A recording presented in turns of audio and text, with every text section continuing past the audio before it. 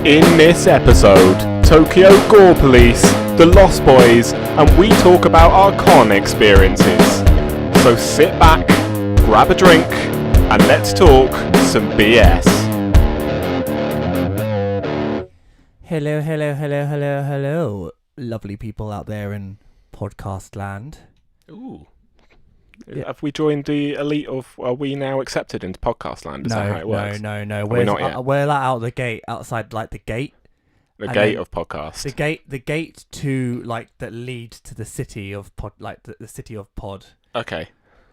We still need to get into the gate and then like walk. We need to cast a little bit more before we can pod. Yeah. Yeah, basically. Yeah. Got it. Yeah.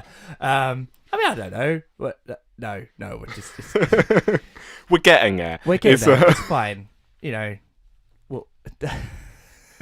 brain turn on, please. As usual, this is a fantastic start to the podcast. Know, we right? do great. We're we awesome. do great. We are.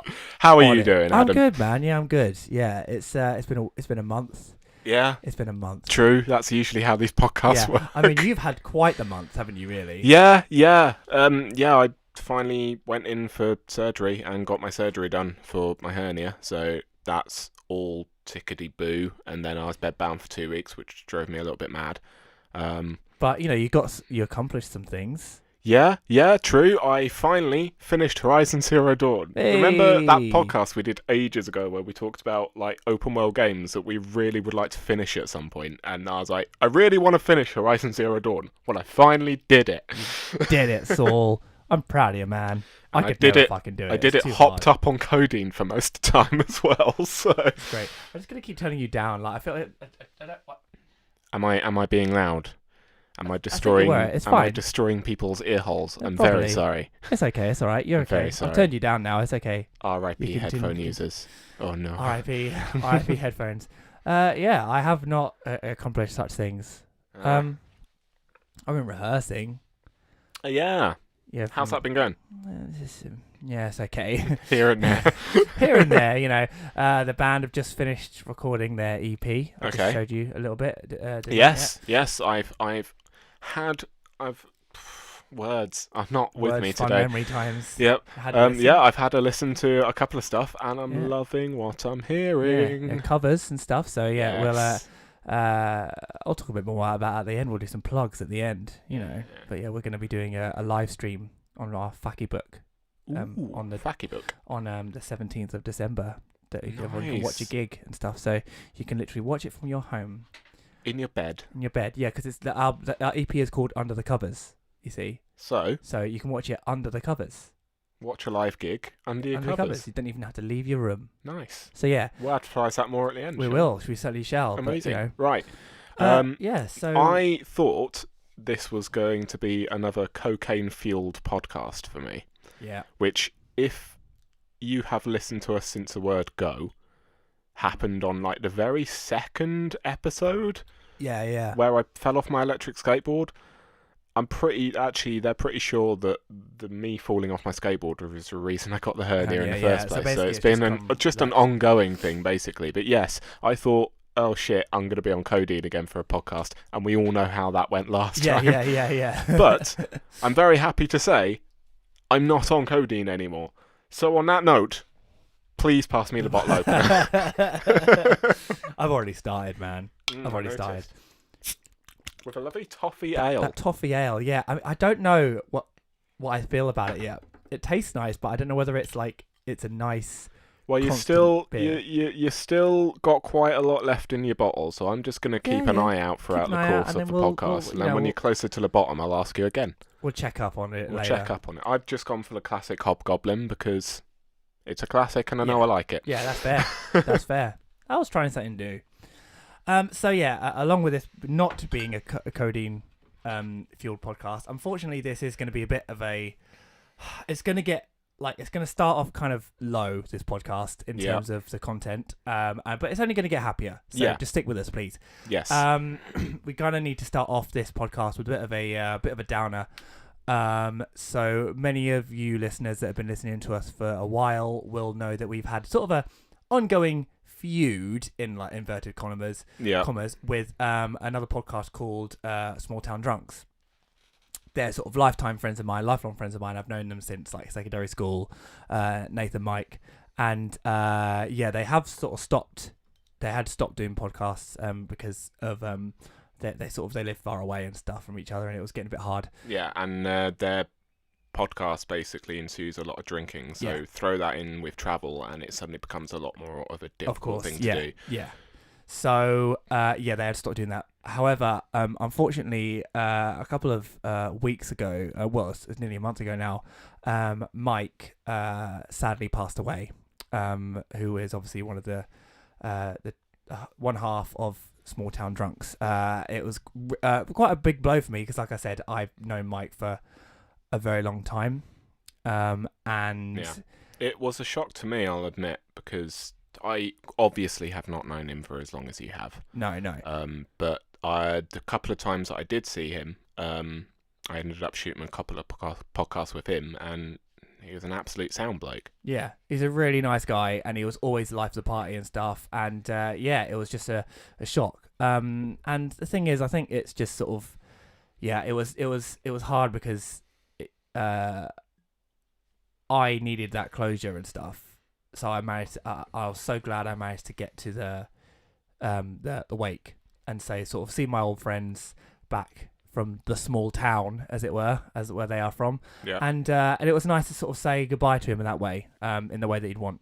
But I got speaking to Nathan, and he was sort of really happy that Mike had said that he was really happy that he felt that they had inspired us to sort of do a podcast, which is pretty much they kind of got me onto podcast, to be honest. Yeah, so definitely.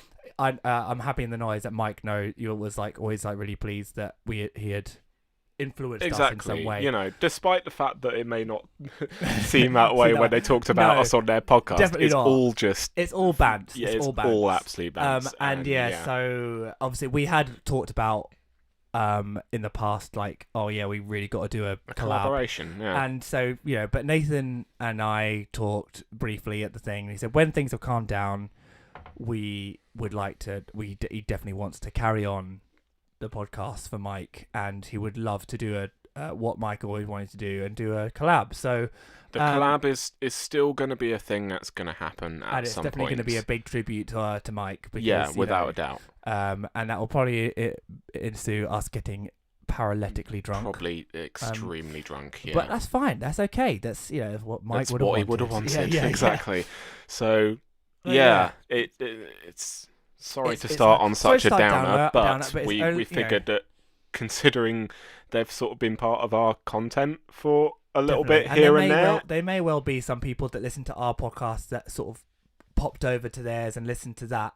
Exactly. To so we thought Drunks, it was vice versa. Yeah, it just seemed right to say something. To say something at least. And Mike would appreciate it. He would appreciate it anyway. So, but the only thing I want to take, if anyone takes away anything from this,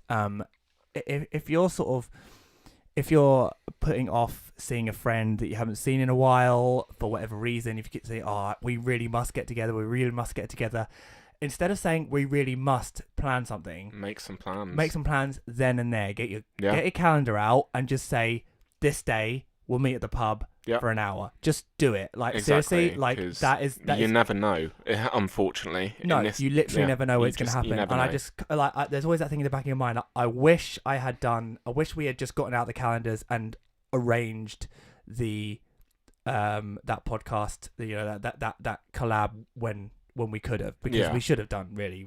We could have done.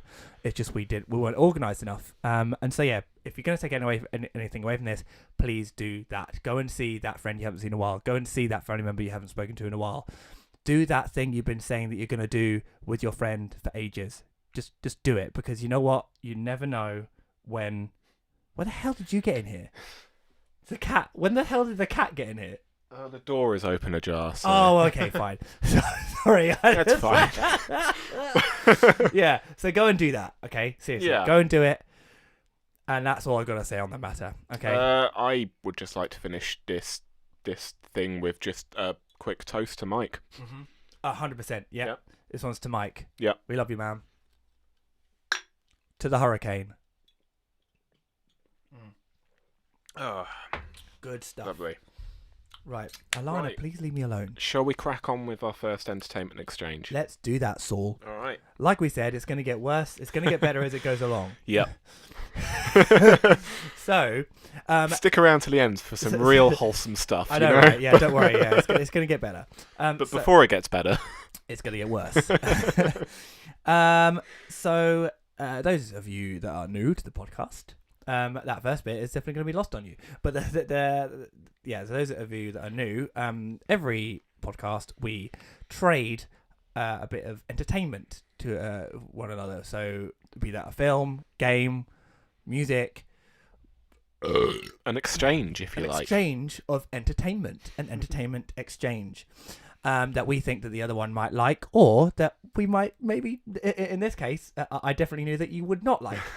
Last week, you had the chance to win. We did a Halloween quiz, and I said that if you lost, then you would get failed at by 1 point. 1 point. There was 1 point in it, and unfortunately, because of that, you got the shitter one, which was. I can see the good one that you were going to give me still sitting right there, by the way, and that fills me with misery, frankly. Yeah. And I'll tell you what, you would have loved misery as well. What the fuck are you doing, you sodding cat? Doing what cats do. They're knocking shit over. It's what they do, man. That's not a real mouse, okay? That's not the sort of mouse you want to be playing with. It's an electric mouse. Stupid thing. Anyway, oh, she's cute though. She is gorgeous, but she's a bloody princess. And not like a cute Disney princess, like an entitled princess. Anyway, so I gave Saul a film called Tokyo Gore Police. Yeah, you did. So I will introduce this film. So, Tokyo Gore Police is a 2008 Japanese-American action splatter film, co-written, edited, and directed by Yoshihiro.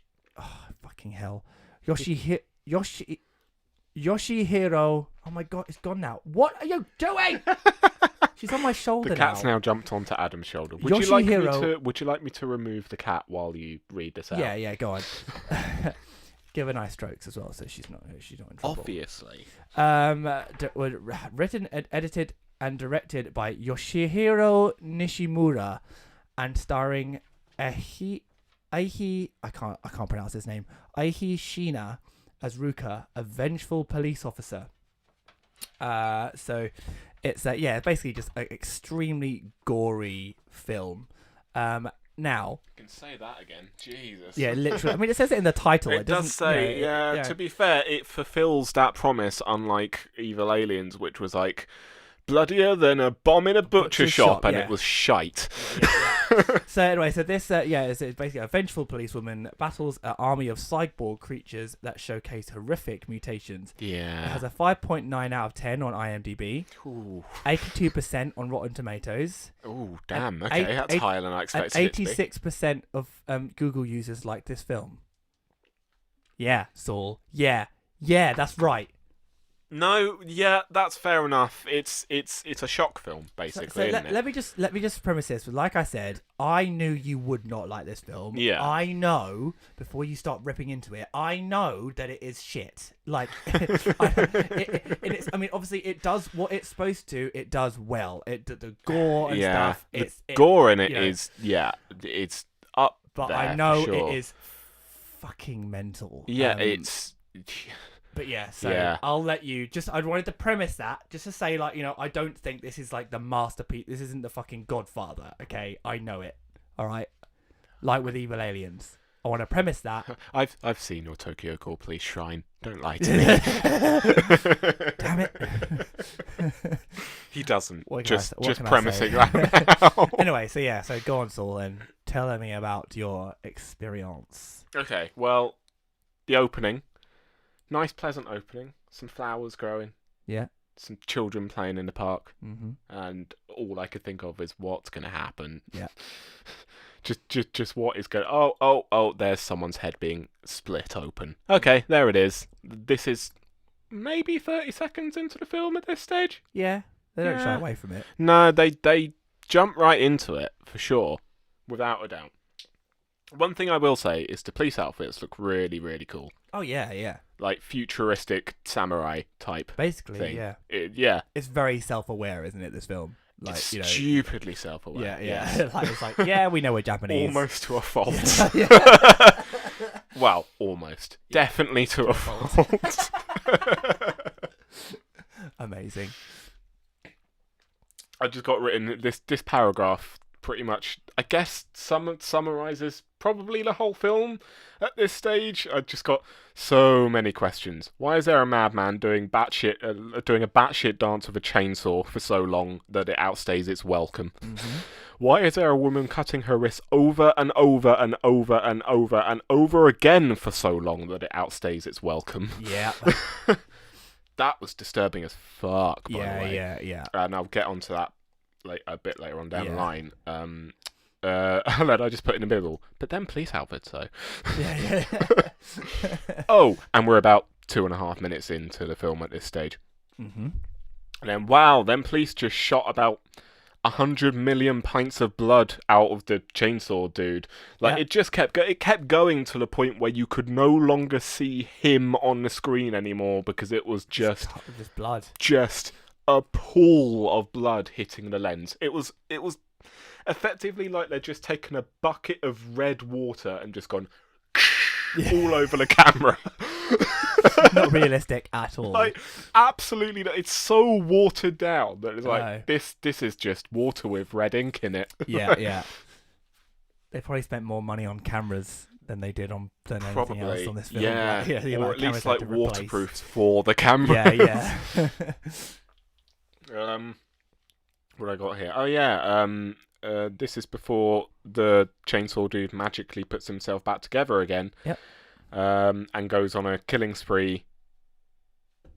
Yeah, goes on a killing spree with the lovely police in samurai outfits. Yeah. Prompting the crazy cutting my wrist lady, brackets again, how is she still alive? I don't know how she would be alive with the amount that she actually. She just kept going and going and going and going to the point where it was like you shouldn't have an arm there anymore. No. Like it. Which is funny because of what happens later. But carry on. Yes. This is before she got out the car, pulled out a rocket launcher from the boot, and used it to propel herself from the floor to the roof of the building where all of this crazy shit is going on. Oh, we're about 3 minutes into the film now. Cue chainsaw fight on the roof being turned into a literal pool of blood. So much blood. Cue title card. This is so fucking batshit. I kind of dig it. Okay. It's what I said at the beginning. Yeah.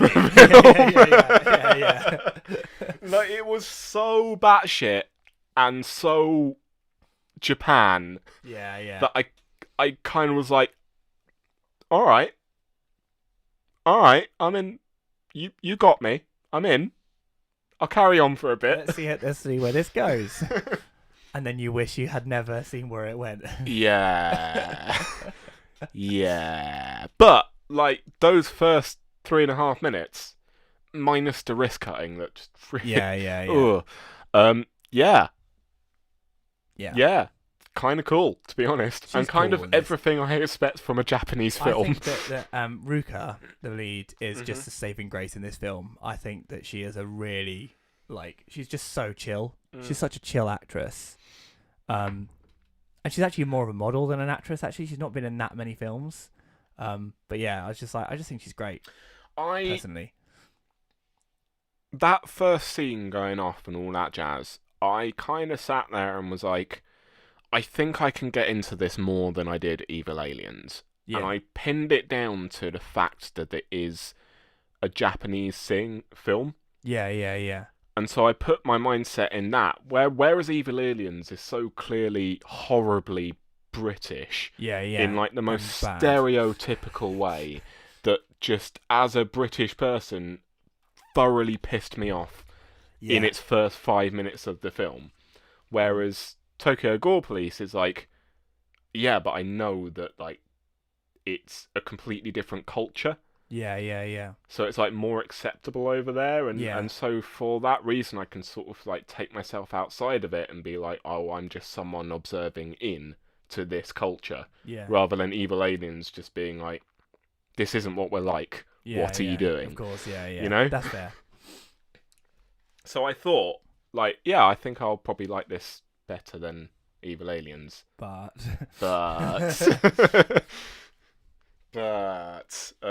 yeah, it goes so far off the chain that it's just mental. It's absolutely go for it. shit, yeah. Let's get through it.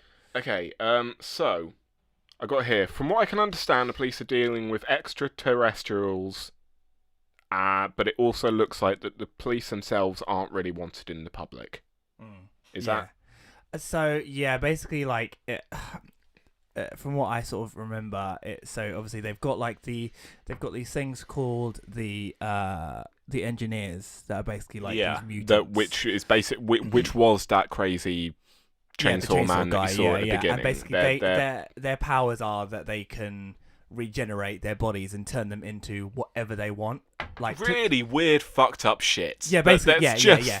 Whatever you think, no, they wouldn't do that. Well, they would. Like it goes just ridiculous measures. Like it's not just like, oh, am I going to turn my hand into a gun? Like no, it's like all sorts of shit. Yeah, I'll get onto it with like a certain scene later on. Yeah, it gets pretty crazy. But yeah, and basically the police are kind of their main job at the moment is to like kill all the engineers, but it's sort of, I think it's like they've become a bit more, it's more of a police state, and like that everyone's a criminal in their eyes, exactly, sort of thing. And like it's not just a simple fact of you're gonna get locked up, it's a simple fact of we're gonna fucking mutilate you and kill you. Yeah, basically. And I think that's it's to be honest, especially considering all the shit that's going on in like Asian countries at the moment, like it's probably just like at that point as well, very much this is the way that we could go, guys. You know, sort of a bit of a you know, police state. Here we go. This is what will happen. Only with more gore. But you know, exaggerated to such an extreme degree. Yeah, of course. Yeah, that's probably what they were chucking in, like, you know, just as an underlying thing.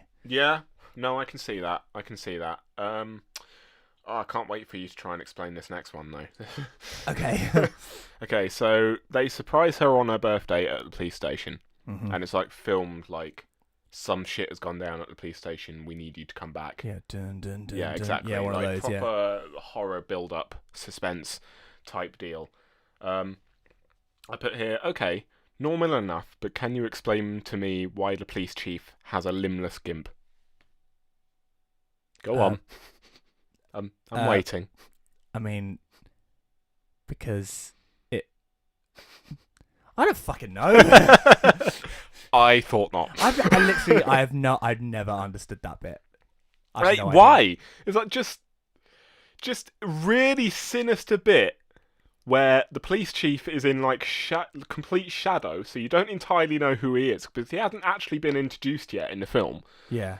And so you're like, oh shit, who's this guy? He kind of looks like a police officer, but you're building up suspense of horror right now, so it clearly indicates to me that maybe he's a bad person. Yeah. What the fuck is he holding? Is that a dog? Oh no, it's a GIMP with no limbs. Yeah. What? And then by the time it goes, oh, it's a birthday surprise, yay, woo, you're like, yeah, that's great and all, but what about a fucking limbless GIMP? I'm sure, I feel like that he does explain it later, but like literally just a very quick, like, because it does, but in the final scene it does have like a bit, the limbless creature, but I'll get onto that. If you're listening to this, by the way, and going, oh, a limbless GIMP, that seems a bit extreme. Oh. Oh, you sweet child. Oh, you poor sweet innocent child. Oh. Yeah, you've got nothing. It gets so much so much worse. Yep. Oh dear. Man. Yeah, limbless GIMP, why? I put here, okay, so now there's also someone milking blood from people by stabbing them with big fuck-off syringes, like big fuck-off syringes. Yeah, like full, yeah. Like pipe, yeah, effectively. Pipes with fucking, like, jugs on the end of them. Yeah, that's the thing, though. Like, there's a giant fucking pipe shaped like a syringe, so it's sliced down, like, one end. Yeah. But the thing that they're collecting the blood with at the other end is just looks like a normal baby bottle. Yeah, it's it does. really yeah, fucking it's really weird. Yeah. Just again, if you think that's weird, oh, you sweet poor innocent child. Yeah. You have no idea. I put here, good. The madness of the first 3 minutes of the film is starting to wear off on me now. It was prostitutes specifically that this guy with the giant syringes was going for. Yeah, it was going after the prostitutes, yeah. He then basically cuts them down and packs them into extremely small boxes. Yeah, cuts them all up and then leaves their blood in the baby bottles. Yeah. In the bathroom. Yeah. Again, this isn't explained. But no. So I put here. So time to catch another engineer, I guess. And for this, she's called up to be dressed as a prostitute to basically lure. Yeah. Whoever's doing this in, I suppose. There's some guy eating bugs on a tube. Yeah. Literally not explained. No. He's not the bad guy. He's just eating bugs. You think like he's gonna be the bad guy because he's eating bugs, like disgustingly he's eating bugs. He's literally just a guy eating bugs. Yeah, and it's never explained. No, that's it. He eats bugs. She watches him for a bit, and then she gets off the tube. That's it. Carries on. Well, it's world building, I suppose.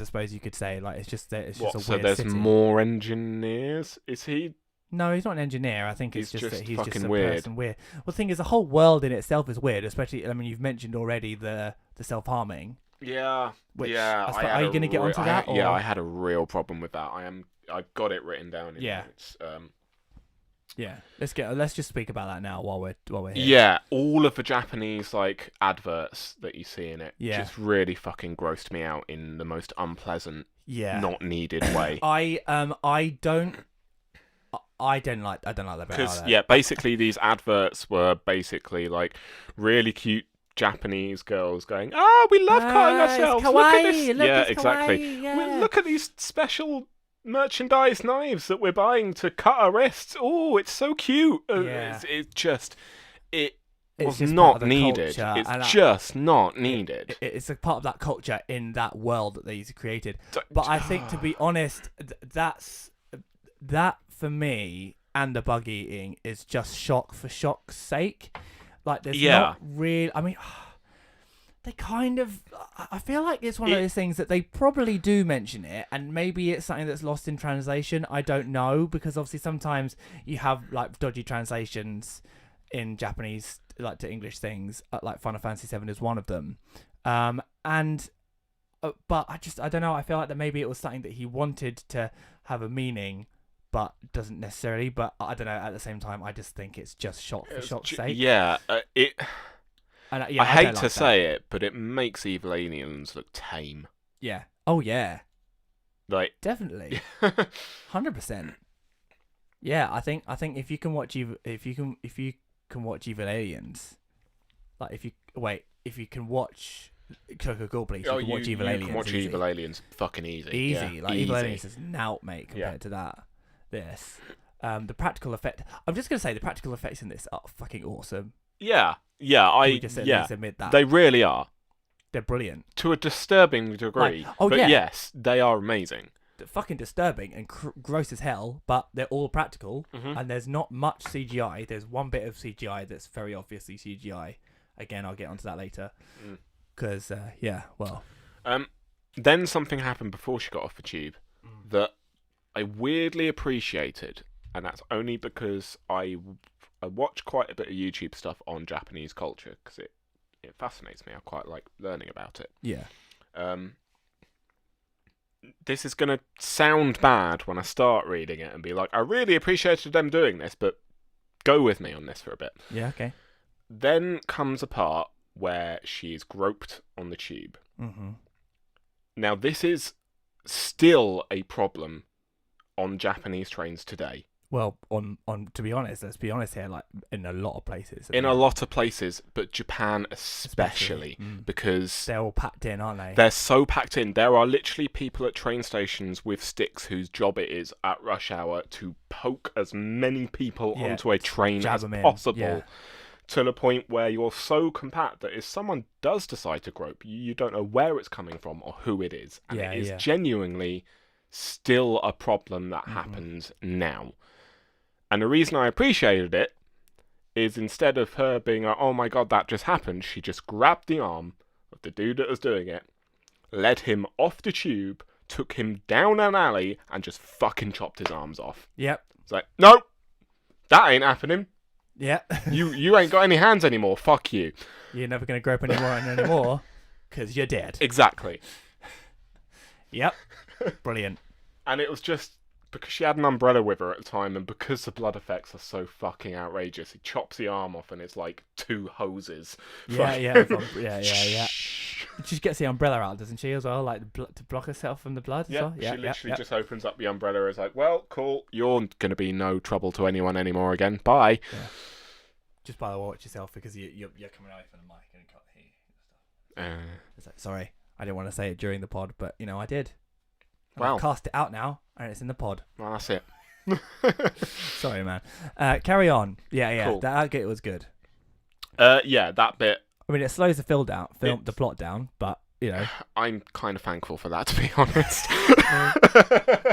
That train bit lasts way too long for me, to be honest. I'm like, get on with it. There are so much more things to see. Get on with the weird shit. Yeah. Adam 2019. Yeah. Get on with the weird.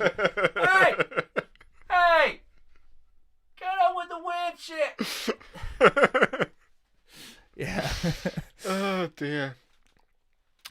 She finds the person who's been doing all of these murders with giant fuck-off syringes, who happens to be like a weird brain monster thing with cannon for eyes. Oh yeah. He's called the Key Man. Yeah, no. Apparently, yeah. He's called the Key Man. Yeah, I'm getting around to that. Who pins her to a wall, and then opens up her wrist with a flesh key. Yep. What? Yeah, so that's basically like the key is like the thing that creates the engineers. So if they've got a key in them, then they become. So she's now an engineer. Yeah, and basically, obviously, the way to kill an engineer is to get the key and to destroy it. Basically, that's how she ended up killing the first engineer, because she managed to cut him up so much that she's cut up the key. Oh yeah, she cut him up real good. Jesus. And so obviously he then uses the key to open up her wrist. Well, obviously they are all like slit, and obviously it opens up in a way like that is along the slits. Again, all practical effects, looks massively impressive, but you're too busy going, what the actual fuck, to appreciate it. Yeah. I got here as well, the editing is like so chaotic and not in a good way. Like it's all over the fucking place. I'll remind you about editing when we get to the Lost Boys, Saul. Okay. Oh. Spoiler alert. Sorry, carry on. Yeah, and I don't know whether it's because I'm become attuned to editing through watching Edna Wright films, whose editing is on point all the time, the time, and is almost as much of a character as the characters in his films are. Yeah, definitely. But yeah, I haven't watched enough Japanese films to know whether that's just a way they do things or whether that's just maybe not to the extent that this film does it. It's definitely messy editing, not gonna lie, for me. Oh, here's the note that I wrote of saying the Japanese adverts in this film are all kinds of fucked up, and it really, really unsettled me. Yeah.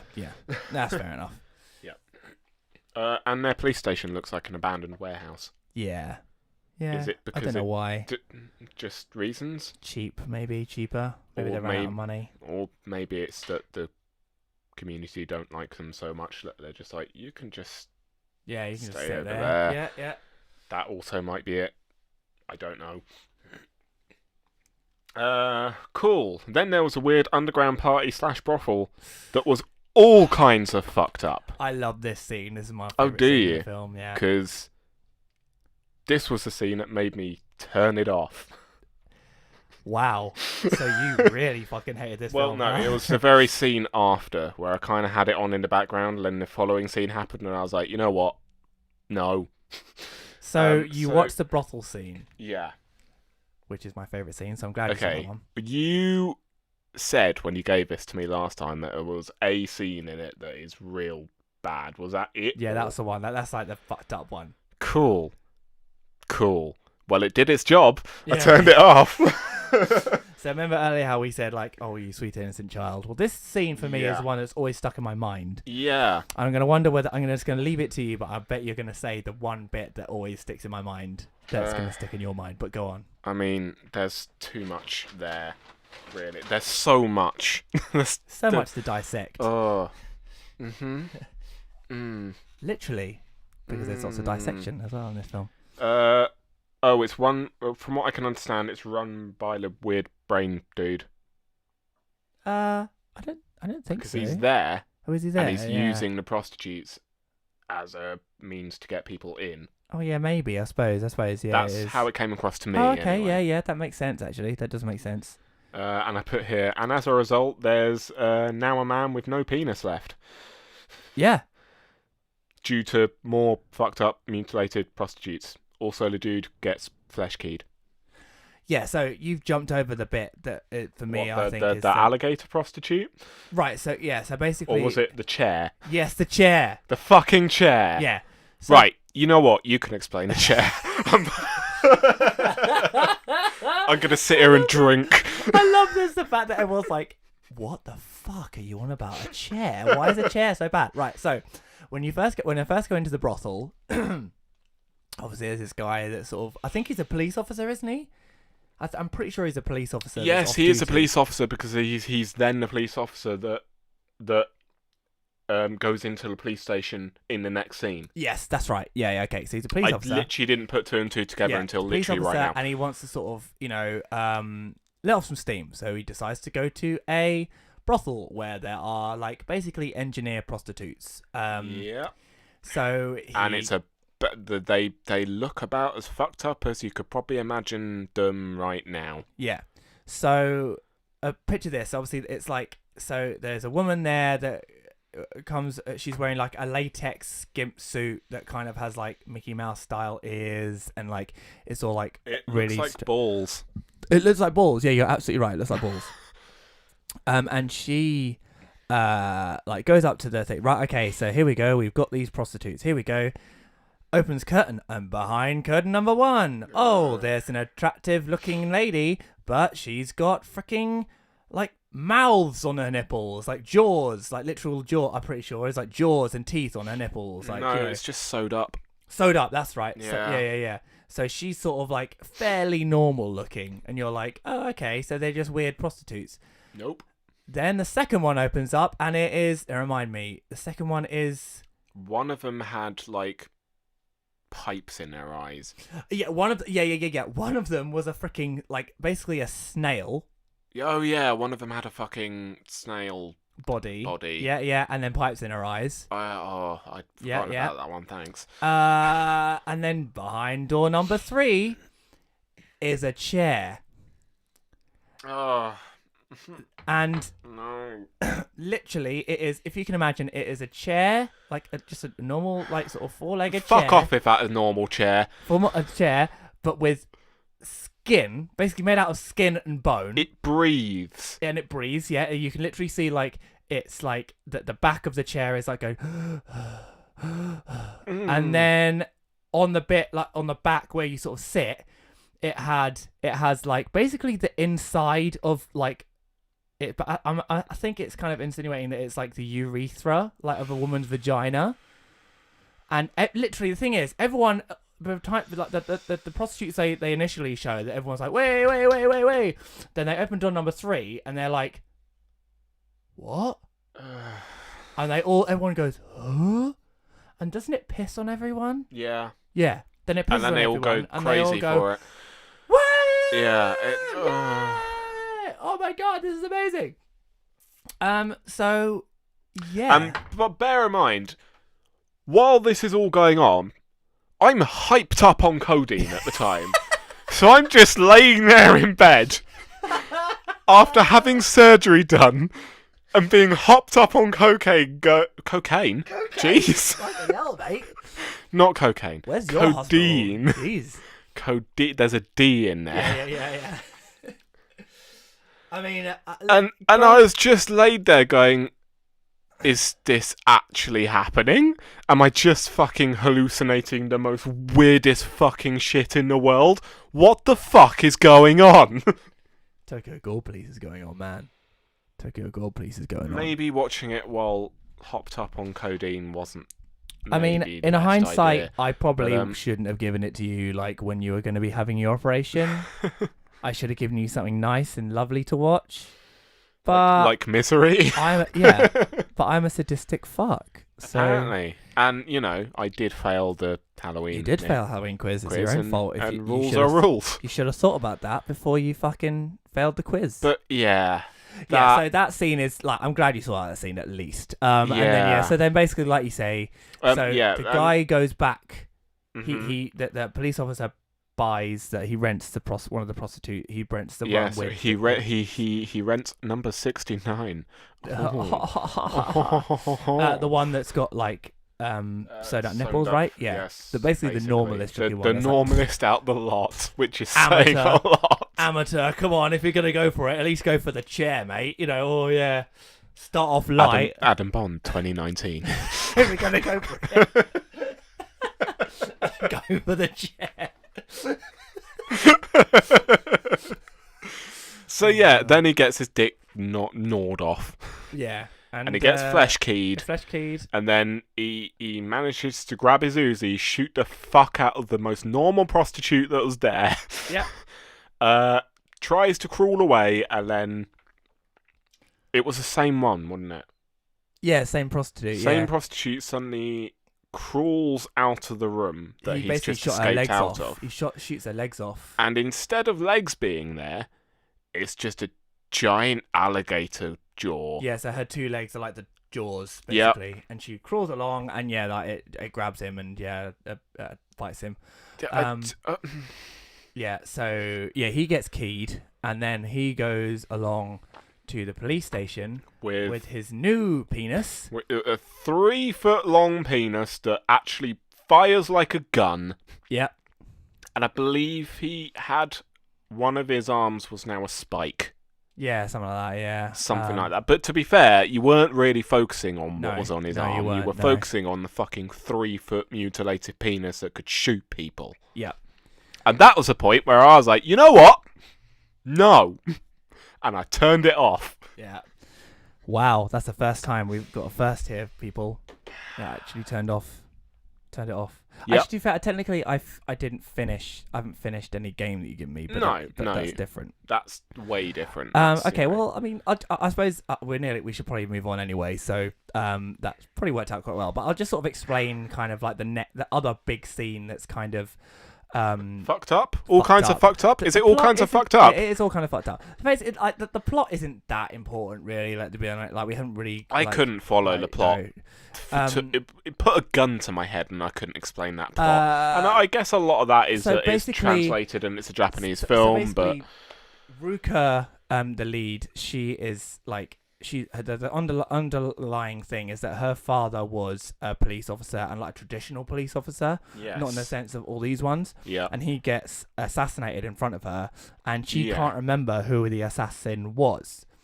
Well, as the movie goes on, she pieces it all together, and the key man tells her who the guy is, and it's actually the commissioner, the police chief that killed with the limbless gimp. Yeah, the limbless gimp. Shit. Yeah.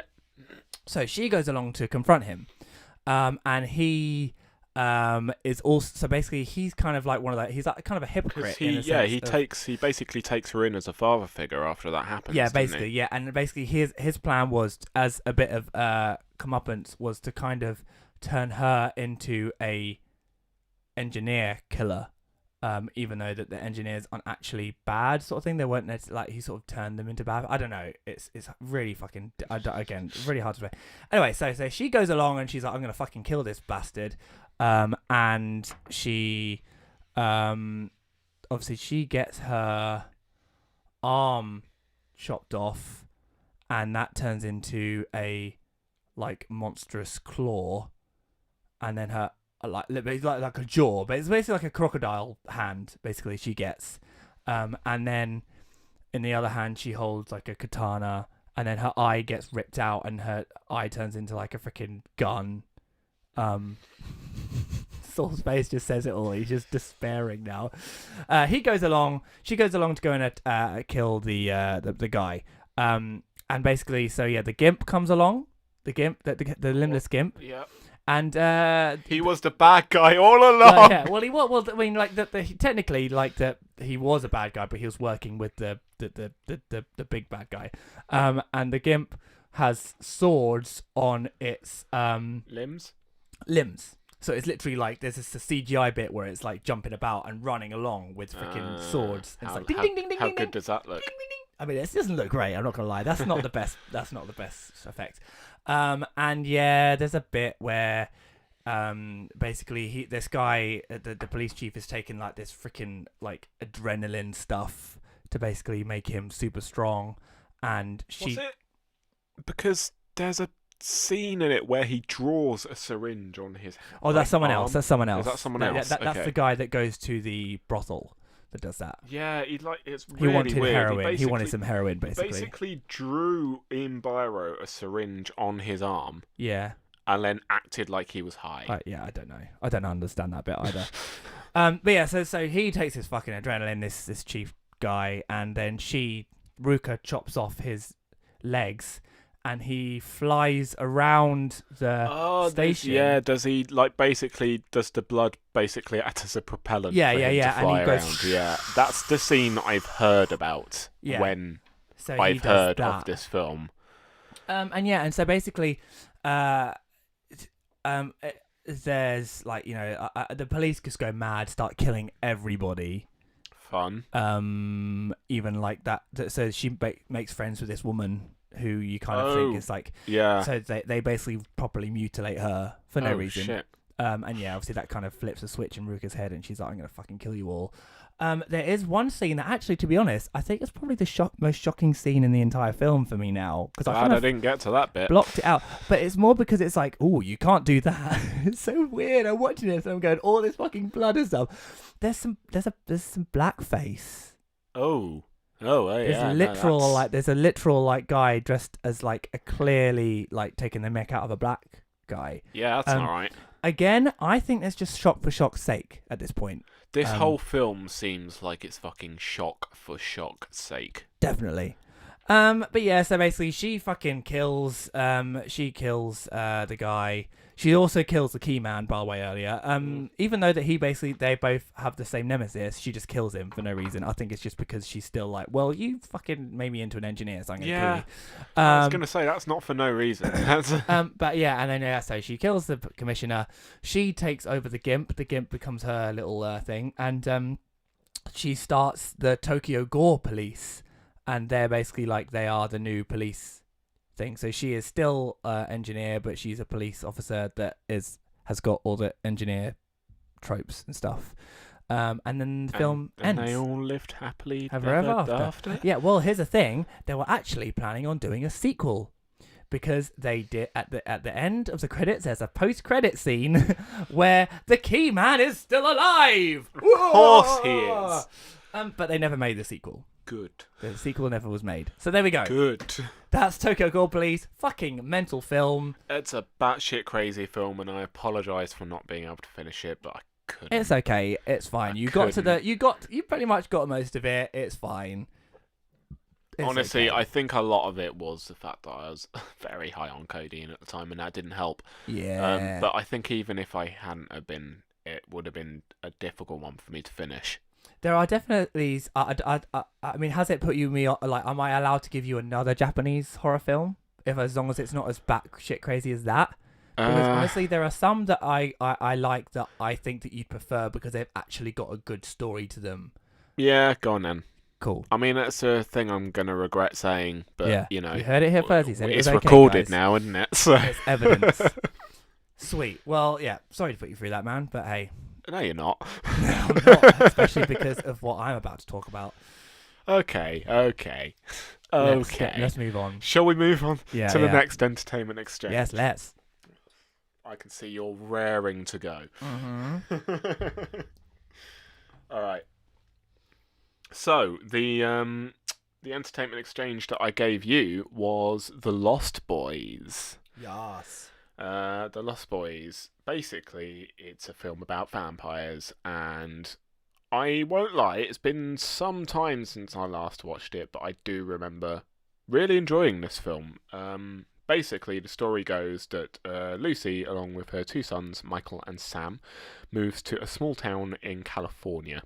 Soon, the boys are sucked into the mysterious and dangerous world of bikers, vampires, and vampire hunters. This was directed by Joel Schumacher and was released on the 8th of August 1987. It currently has a 73% on Rotten Tomatoes, a 7.3% out of 10 on IMDb, which seems suspicious, but fine. And 91% of Google users liked this film. Well, they're wrong. Oh. Shots fired. Right. Go on. Okay, so again. Right, I know I'm going to piss off a lot of people by this film because I know that it's got quite a cult following. I know that there's a lot of people that really, really love this film.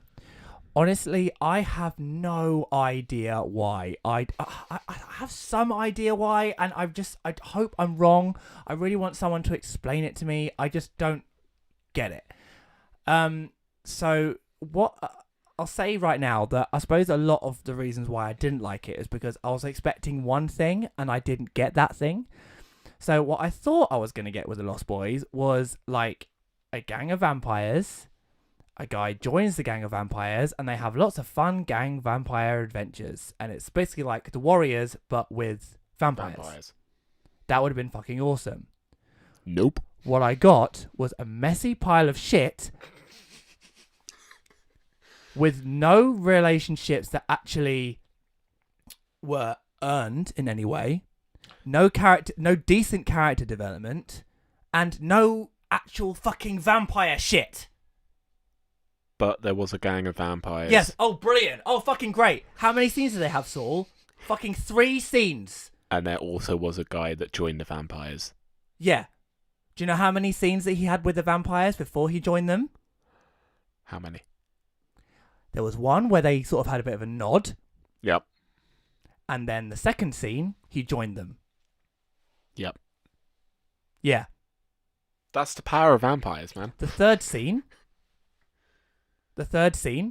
was his third scene with them. Where they actually did some vampire shit. Oh, yeah. That was them, like, hanging off bridges and stuff like that, wasn't it? No. No? Was that later on? That's the first time. Or was that the first time? It's been a while since I've watched this film, I won't lie. Right, I'm just going to start at the beginning, okay? Because I'm getting ahead of myself here. All right. Wow, right. the angry voice is coming out here. I'm just so cross because I was really looking forward to it, and right. Let's get on with it. Right, so the podcast will get more lighthearted. We promise. Yeah. We ain't got long though. We've got to fucking get on with this. Right. So first of all, so bloody 80s. This film, so 80s. That's kind of why I like it. It's a saving grace, I suppose, in some sense. Strange acting, fucking hell. Bloody strange acting. I'm just going through my notes. Oh god. Right. Okay. So this bit. Right. So this is when he actually meets. So this guy, Michael, I know his name because they literally say it every other word when they first meet the vampire. So basically, he goes up. Michael sees this girl called Sky. Is that her name? Sky? I think it's Sky. Yes. Yeah. I've got it written down. Sky. Star. Sorry, Star. He sees her. They say pretty much no words to each other.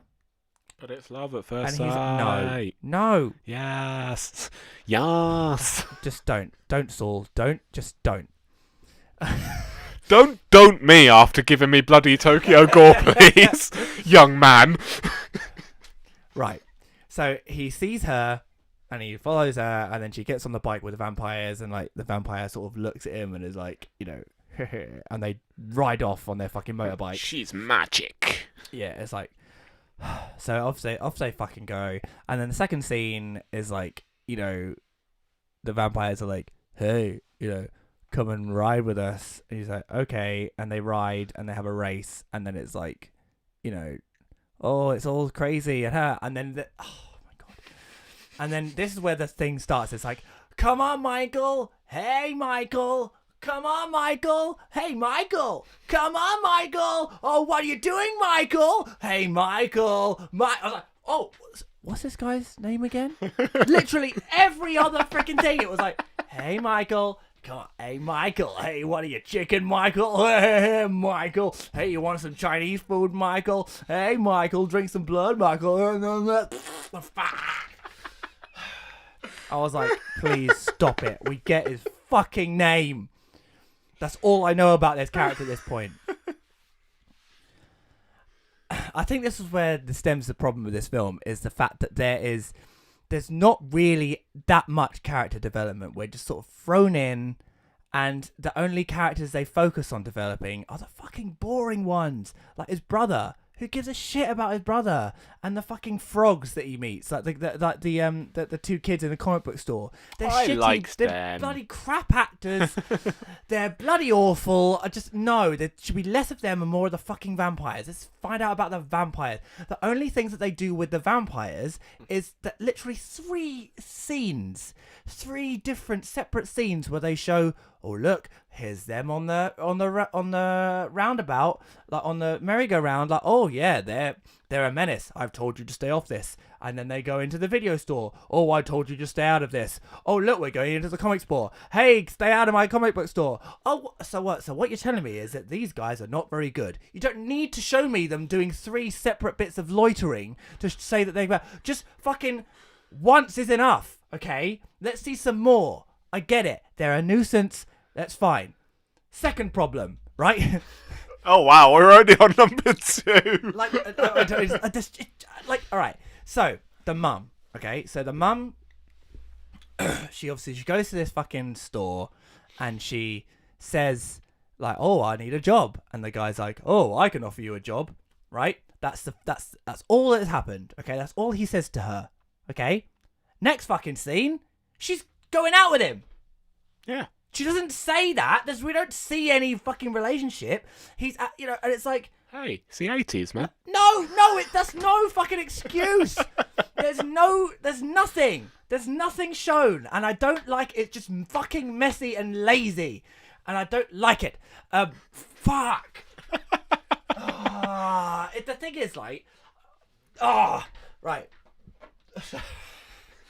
Wow, you really dislike this film. I did. My goodness. Because I wanted to like it. It could have been so much better. So, basically, and then I say, like, fucking hell, they're really taking their time getting on with the story.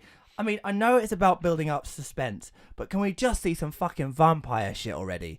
Okay, we saw, like, someone looking up at the screen, up at the camera and going, ah! And then someone else looking up at their camera and going, classic vampires. I was like, but it's so. I'm like, I get it. I know, like I know it was the 80s and it was like this guy's first film and like it just. But I don't know, like I'm like, please just show me some vampire stuff. You did. You got that plot twist at the end. I was like, all right, we'll get there. Oh my god. Right, so obviously he goes to the freaking vampire lair, and then like, I mean, this bit was probably one of the only bits I liked. Okay. That and the grandpa. I liked the grandpa. Oh, the grandpa's great. Grandpa's bloody brilliant. He is good. But I'm not going to talk about the things I liked. Wow. Oh, yeah. Hey, I talked about the very few things I liked about Tokyo Gore Police. Now, what I liked was, so obviously the way that they got Michael to become a vampire is that he goes along and they're like, you're hungry, you want some Chinese food? And he's like, nah, it's okay. And they're like, no, eat something, you'll be nice. Just have some rice. And then he starts eating the rice and they go, that's maggots. He's like, what? That's maggots you're eating. And he looks down and it's actual maggots. And he goes, ugh, and he drops it. And then it's not, it's rice. And he's like, well, it's like, oh, sorry, dude. Sorry. He's like, have some noodles instead. And he shows them the noodles, like, it's worms. He's like, no, it's not. And he starts eating the worms. It's like the vampire, and then it's not. It's just noodles. And he's like, it's fine. Then obviously the way they sort of get him to become a vampire is by getting him to drink some blood. Mm-hmm. Now they don't say it's blood. They don't say it's wine. Nope. they just give him the bottle, and then Star is like, you don't have to do this. You don't have to do this. Don't drink it. And he's like, it's okay. But the again, this is so annoying because like I liked this bit, but they ruined it because what they should have done is said they should have handed it to him and then said it's wine. Or said like, haha, drink this, it's blood, and then he'd obviously go, haha, yeah, lol, very funny, because it's you wine. said it was, yeah, it's wine, it's clearly, yeah, we're only joking, it's wine. They should have done that, but they didn't. They ruined that moment as well, because they didn't, it was fucking shitty script writing. But yeah, so obviously then he drinks the blood, and like, yeah, they all go out and they do like some hanging off of a fucking bridge. Yeah. You don't see him flying, they just fall, and then Michael falls, and then he wakes up in his bed next day, and he's putting on sunglasses because like he's a vampire now. He's a vampire now. Yeah. And he can't drink milk for some reason. Classic vampires. Yeah. Whatever. Yeah. So. But what about the two kids doing the vampire hunting? I mean, yeah, great. Well done for them. Bully for them. It's basically like Home Alone, but with vampires. Yeah, I mean, to be fair, that scene with so obviously they were like, if we want to take down the vampires, then we got to take down the head vampire, and then Michael's brother is like, I think the head vampire is this bloke my mum's seeing. Because he mentions that he's got a dog, and they say like the head vampire will always have like a creature that will protect them during the day. Yeah, it was like really weird specific rules, wasn't it? Yeah. Again, this is the problem. There are lots of different rules for these vampires, but they're just sort of like it's just conveniently placed. Do you know what I mean? It's just like, oh yeah, they've got a dog, like, yeah, because that's what they do. Like, it wasn't like, there were so many rules to these vampires. I don't know how these vampires work. Like, are they allergic to garlic? Like, what is, like, are they allergic to sunlight? Like, what's going on here? I don't know. It's just a bit bizarre. And yeah, like, we didn't really see it. Like, normally you see like them getting bitten on the neck or something like that. Like, ugh. And like, well, why isn't he? Like, why is it that he's all like 1 minute he's like, I'm desperate for food, to feed, and then he's like, oh no, I can just switch it off. Like, is he not fully a vampire yet? Like, it's just, it does leave a lot of questions. But then adds more things by giving you more rules of the vampires. Like, I don't know. I feel like if they wanted to be that specific, they should have been more specific to begin with. They should have been maybe more streamlined with their approach to vampires. Yeah, and I can see that. And it just left me really confused as to what point was he fully a vampire yet? Was he not a vampire until he ate? Like, I don't know. I don't understand what's going on here. So yeah, it's just... Yeah, I can kind of understand your point of view as far as like a vampire film is concerned. It doesn't entirely stick to the rules of a conventional vampire film. And I suppose that's what they were trying to do something different, but I just think they did it really messily and it kind of ruins it. I guess, but I think that's for why me, a lot of people like it. I guess for me, obviously I saw it somewhat as a vampire film because it is, but I think I stuck around more for the whole 80s corniness of it all that I quite enjoy, I suppose. Yeah, I think that's basically what a lot of people say, but I think you should probably go back and watch it again and see whether it's nostalgic. In fairness, it's been a very long time since I last watched a film, and I should probably sit down and watch it again at some point soon. Yeah. So anyway, like there was a line that made me laugh, and it said, "These guys are vicious killers," and I just said, "Well, we've seen them kill like once, so like I'm taking your fucking word for it, mate. Like, are they vicious killers? I don't know because we've literally seen them do nothing. These vampires, they massacred a shit ton of worms and maggots. Oh yeah, oh great, fucking great. At least in Tokyo Gore Police, they actually ate them, ate the bugs. Yeah, so. Star and Michael, they sleep together, I think. Yeah, that's. But like, again, I don't understand where this relationship is. Like, why does Star care about Michael so much? Like, why does she give a shit? Like 80s. You can't use that as an excuse.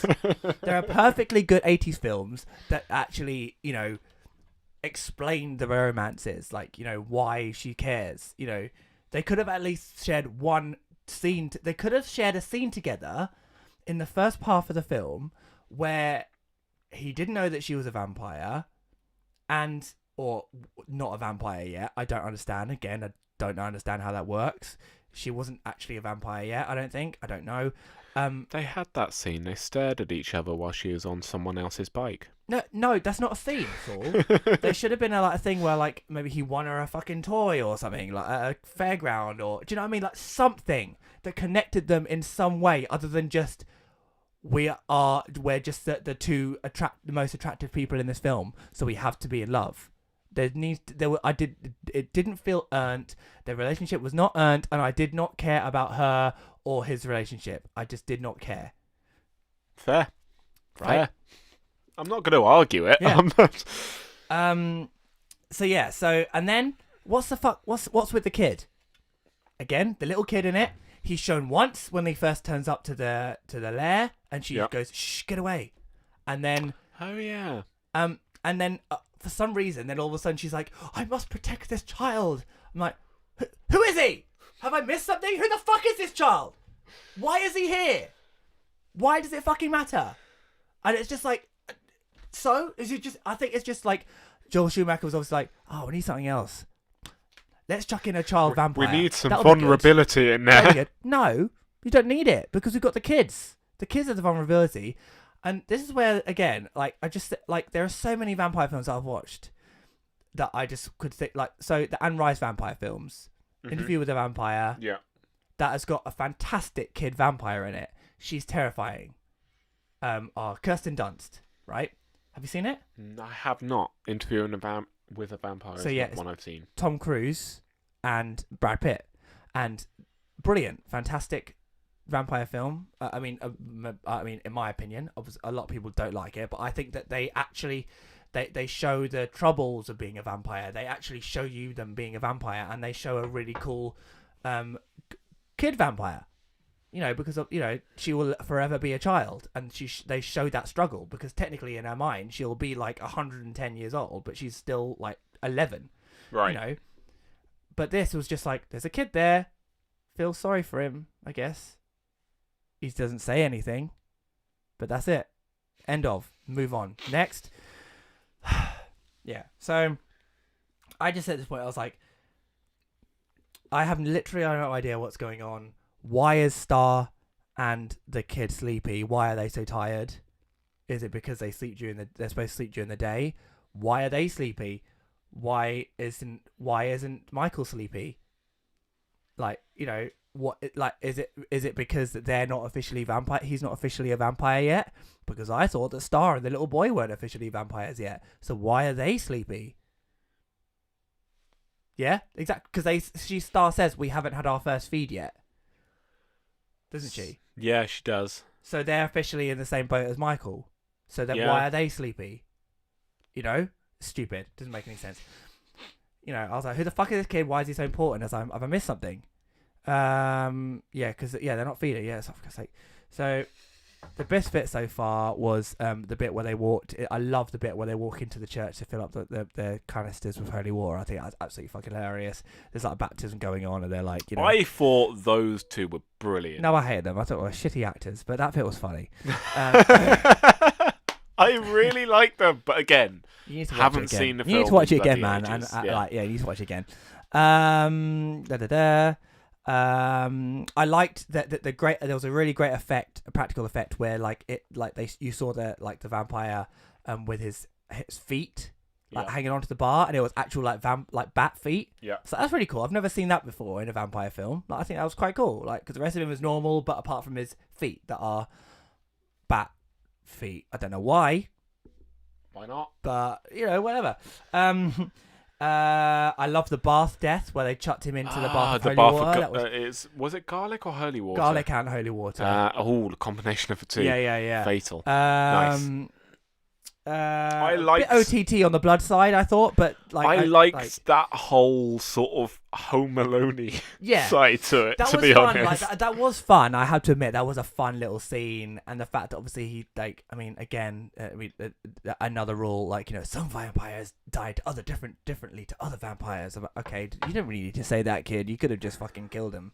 But yeah, and then obviously it shows they all die in their own ways and whatever, and that was really cool. Cause sort of such shit, different ways of killing them all.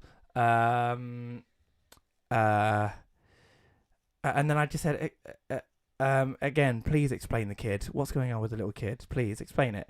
And they never do. No, they never do.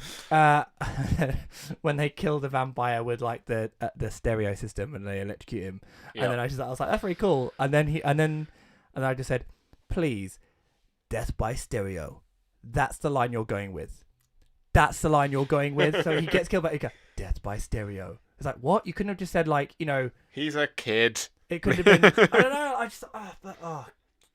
don't know. You could have someone with something better. But whatever. We all say lame, cringe stuff when we're a kid. Yeah. But we're also not fucking hunting vampires. Hey, you don't know my past. So spoilers if you haven't seen it. But is this the plot? Then here comes the fucking plot twist. Oh no! The guy I suspected in the first place. The guy that it's the guy that the mum's going out with, that we've seen her in 2 scenes with. In fact, this is the 3rd time we've actually seen him in the entire film. Literally, this guy that is supposed to be the big bad guy and it's supposed to be the big twist. We've seen 2 scenes with him. The first scene is where she goes into the shop and he offers her a job and he tells the other vampires to get out. And he gives them a bit of a look, and it's quite clearly a look of get out of here, how dare you come near me. Right. Obviously. I was like, obviously he's got something to do with it. I didn't know whether he was a vampire hunter at that point or whether it was because he was a vampire, but obviously when then Elias said I think he's a vampire, then I was like, okay, well then he is then. And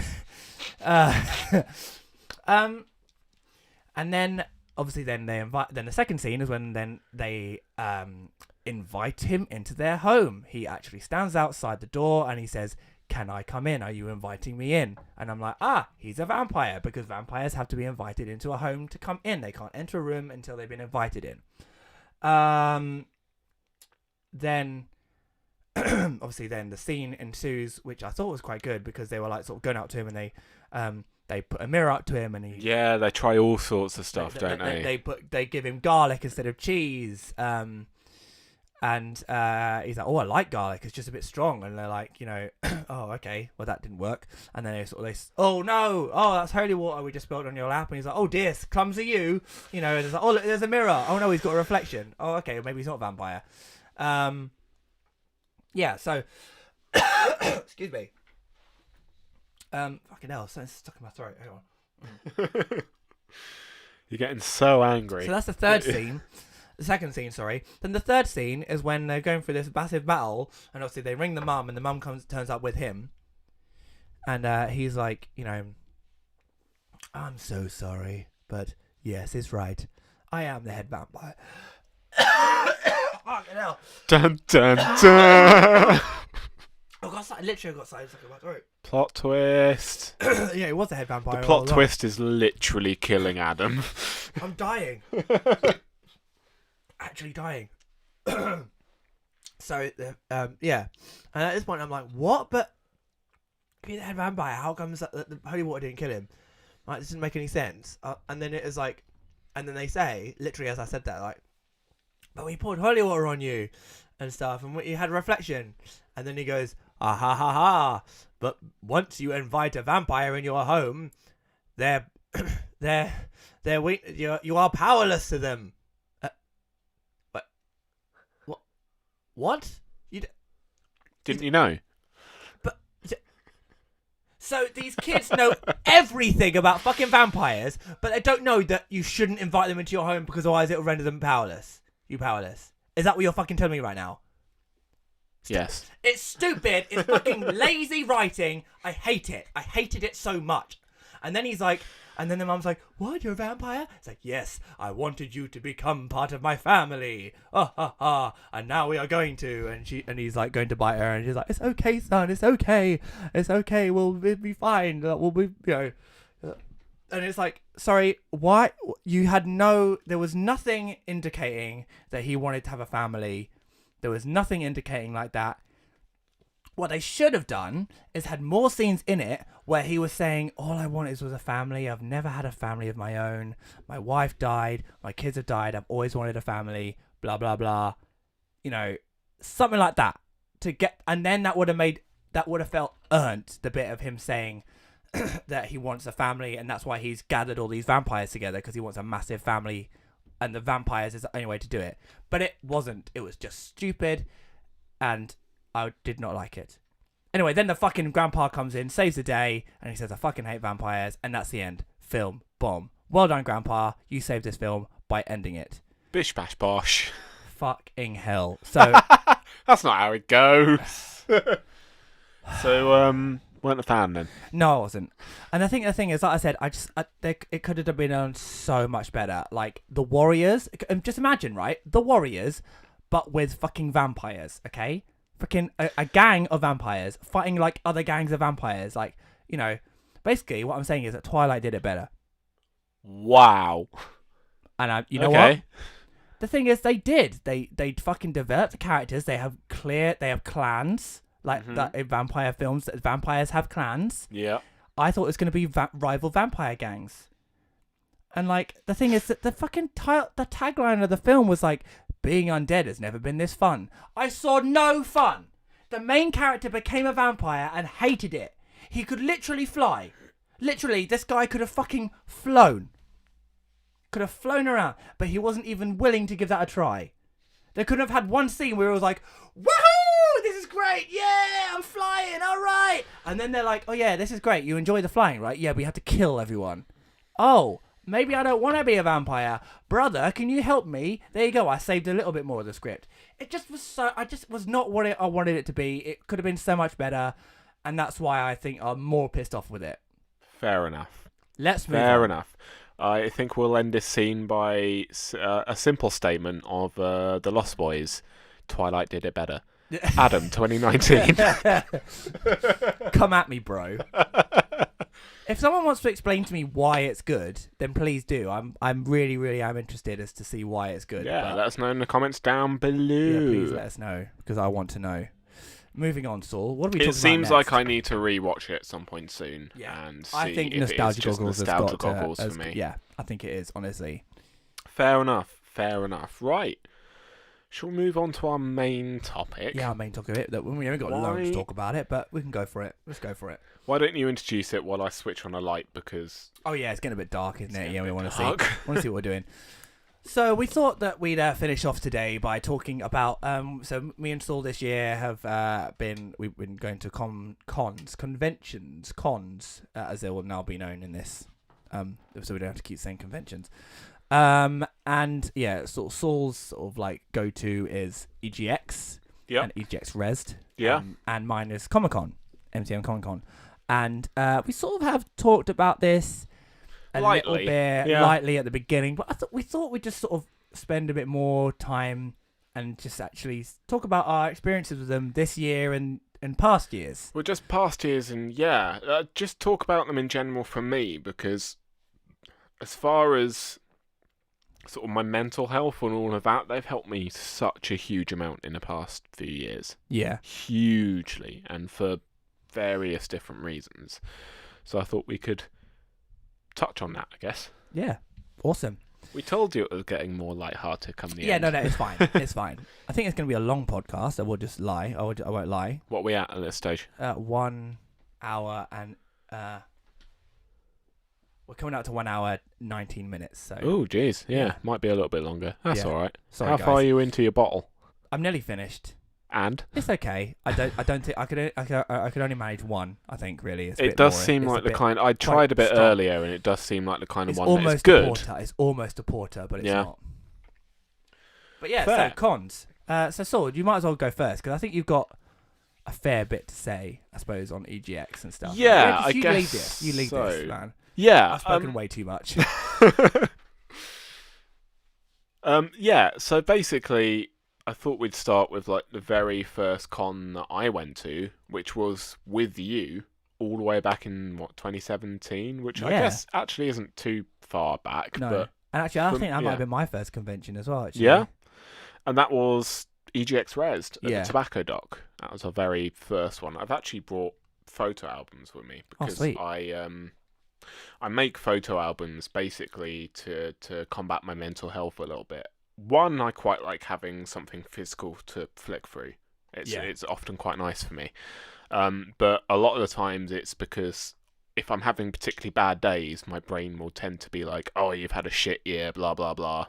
You're doing nothing, all that general mental health crap, basically. And so I made these photo albums so that if that does happen, I can turn around and go, no, fuck you, brain. Look at all the shit I've been doing.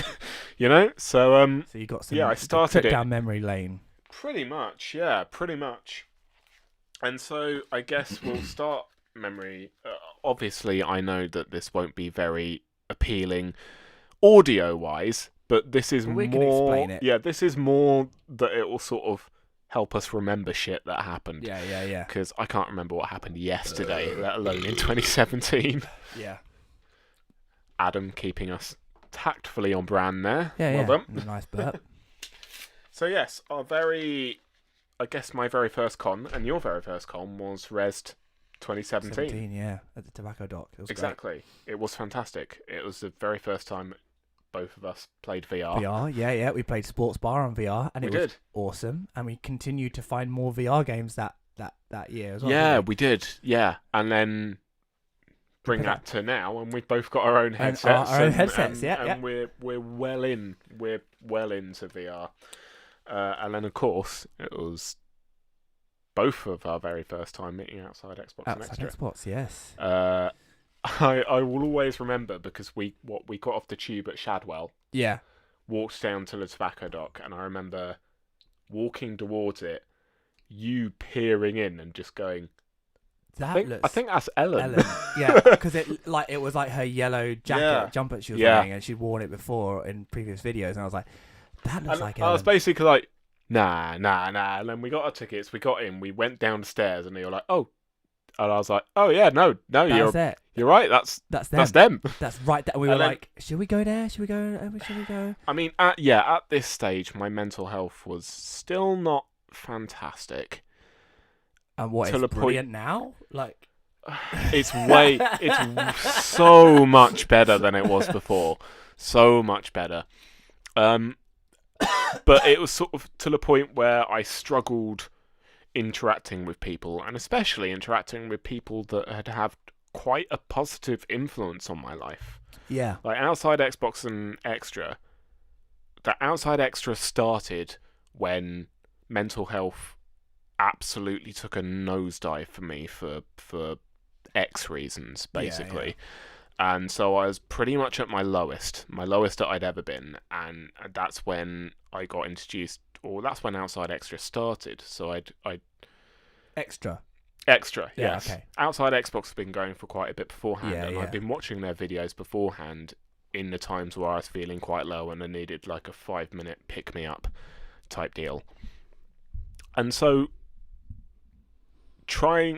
having these people in front of me who had helped me for really difficult times, genuinely massively difficult times, was almost quite intimidating with my mental health being as it was at the time.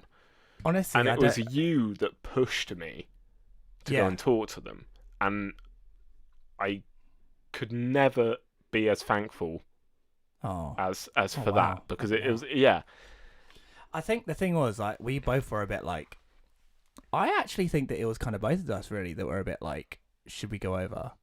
Because it wasn't an official meet and greet. It wasn't, no, and I think they made official meet. Well, no, there was an official meet and greet that day. We were going to, but that one wasn't an official one. They were just hanging out, and they just sort of like people were going up to them, and then basically that line continued throughout the rest of the day. Yeah. I felt and it got bigger so and bigger sorry and for bigger them and bigger. actually, because I don't think they really got a chance to do anything that day. No. But they were so nice. They were lovely. Yeah. They were brilliant. I mean, at this point, I wasn't a massive sort of... I watched a couple of their videos. I think I'd started watching, like, I think this was when Andy was doing his playthrough of Red Dead. Yep. Which I also was playing at the time. So I was sort of like, was ducking into that every now and again, seeing like how he was doing and stuff.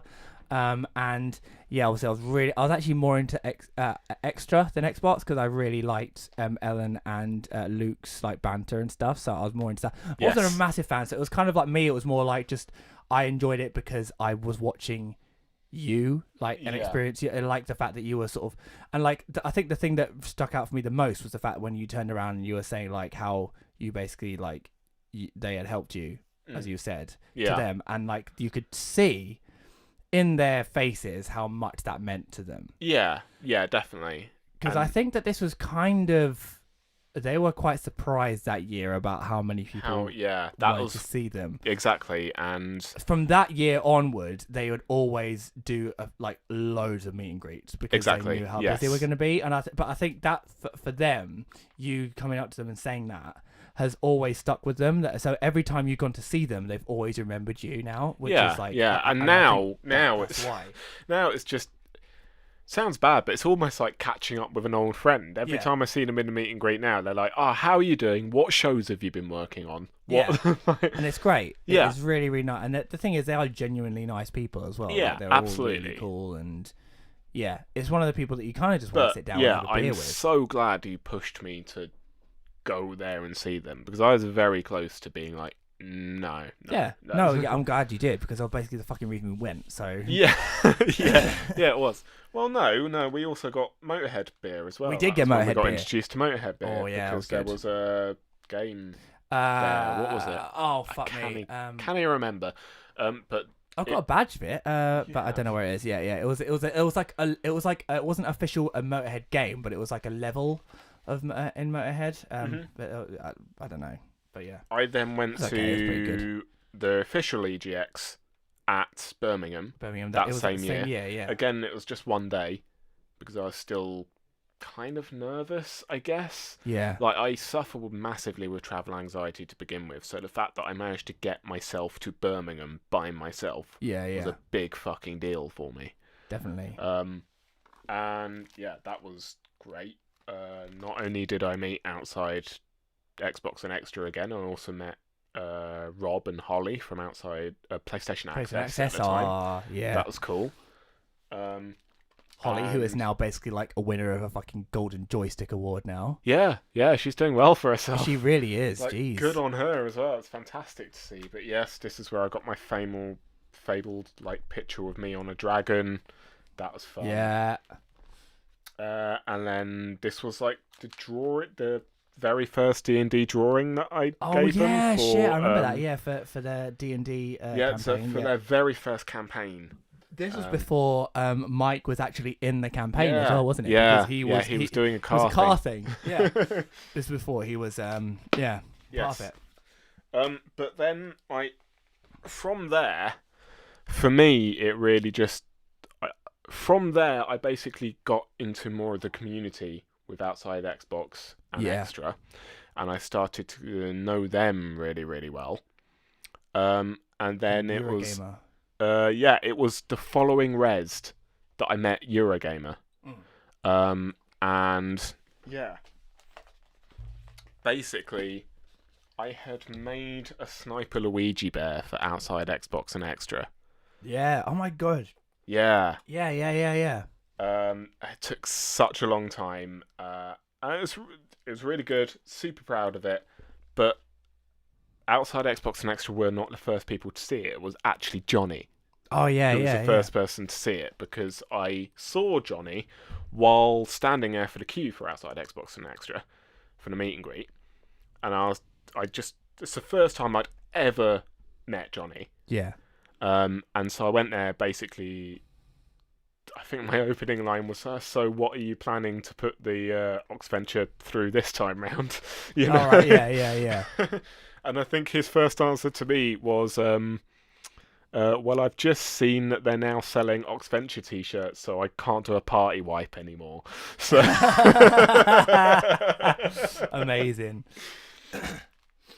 So yeah, that was a Sniper Luigi year. Yeah, shit. Yeah, and then obviously I was first in line for the meet and greet for Outside Xbox and Extra. I had my Flamingos Never Say Die patch on me, and because I was the first, they took a photo of it and put that on Instagram, and that was really, really cool. Blah blah blah. Yeah. They also Twitter famous. Yeah, I made it onto the official EGX website as well, I believe. Yeah, you did. With your Mario hat. I think primarily it's because I was in a Mario hat, and that's probably very entertaining. Yeah. But yeah, I got photos here of me giving them Sniper Luigi Bear, and that's fantastic. And all of this is great, but I think it leads on to like my primary reason for loving these cons, and I put a tweet out yesterday basically saying, tell me what you love about EGX, what you love about MCM, all of that jazz, and all of the people that got back to me had very similar answers, and that was just a community, and that EGX for me is now not about playing the new games that are coming out. It's about meeting all of the people that I speak to continuously online through the communities like Outside Xbox and Extra and Eurogamer, and now Dicebreaker as well. And it's basically our chance for all of us to meet twice a year. We all meet up. Yeah. And it's just a wonderful community.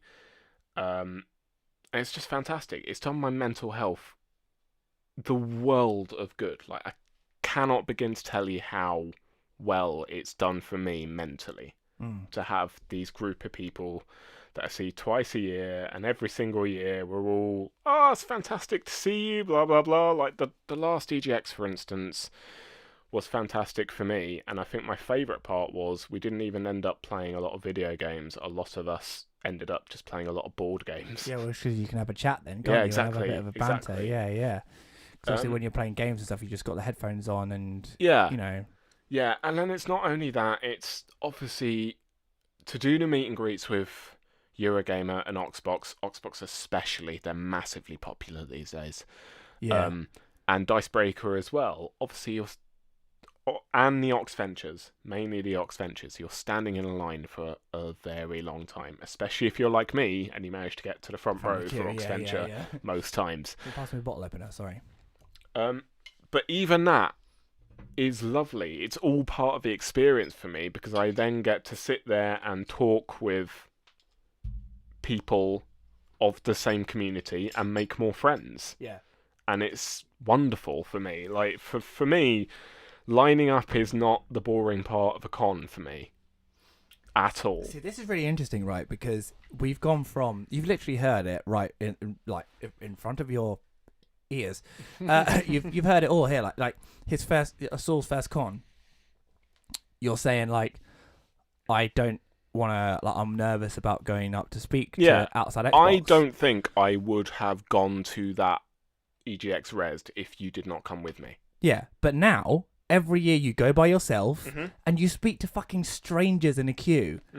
Like, so first of all, I mean, I'm gonna sort of chuck in my own things here now. Yeah, go for it. So obviously, my experience of cons is I'm more of an MCM guy. I have gone to Rezzed. I went to Rezzed with Saul, and I did really enjoy it. I have to say I had a really fucking good time. I think that's because we went together. Yeah. I think so. Obviously, I went to Comic-Con in hang on, does it? Yeah, I've got a picture over there. Does it say the date? 2017. Pretty much the same year. Yeah. Yeah. So October 2017. So Kat was pregnant at the time, and I was just like, afterwards, I was like, we did the whole weekend, and I was like, fuck, like we've got into this at the wrong point because now next year we're gonna have a baby. Yeah. And I basically said to Kat, I was like, we can't not come again, because it is exactly the same as what you say. It's that I think someone else said it. So we're gonna have to get the. Do you want to get the Twitter up and we can read out some comments and stuff? Of course. While I'm talking. Some people said that, and it's just like this idea that every single person in this convention hall is here for the same reason as you.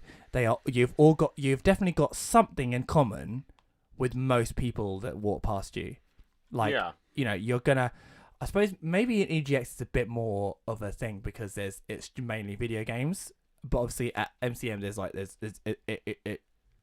there's so much stuff there. There's so much different things that cross over. There's movies, films, comics, TV shows, fucking games, board games, whatever. There's all sorts of shit going on. So, and I think that for me was just like this feeling of, I feel like that if I did have a problem or if I was on my own and I found someone that was, say, in a Final Fantasy costume or I was in line with someone that was wearing a cosplay that I really liked, I could just sit there and I could just chat with them.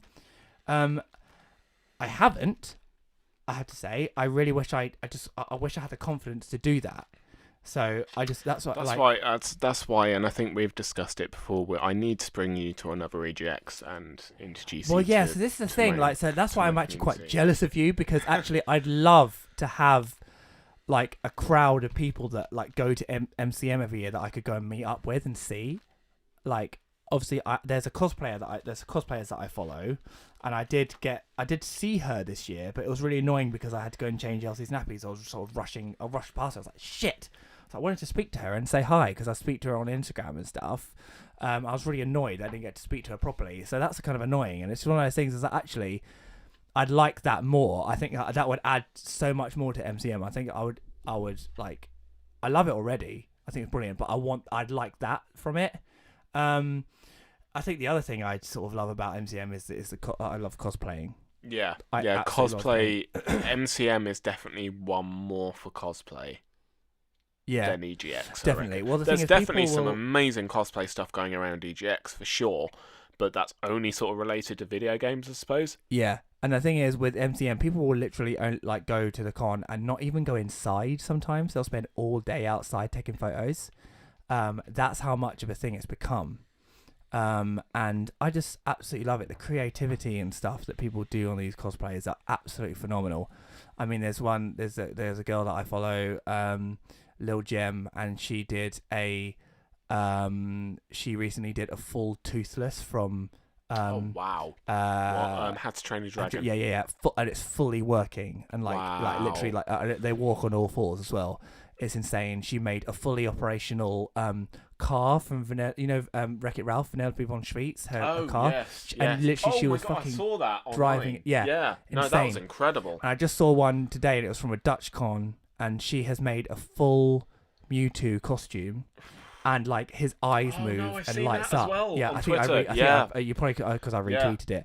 And it's and like I love it, the creativity, and I'm just like, oh my god, I wish I had the know-how. I want to do cosplay, but one, I don't think I have the time. Two, I don't think I have the patience, which sounds mad considering all of these custom bears that I've made for outside Xbox and outside that's Extra. That's the tip of the iceberg, isn't it? Really, when you exactly. I'm currently.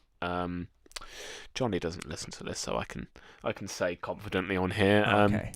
I'm currently making a Dicebreaker bear as we speak, which will be fun.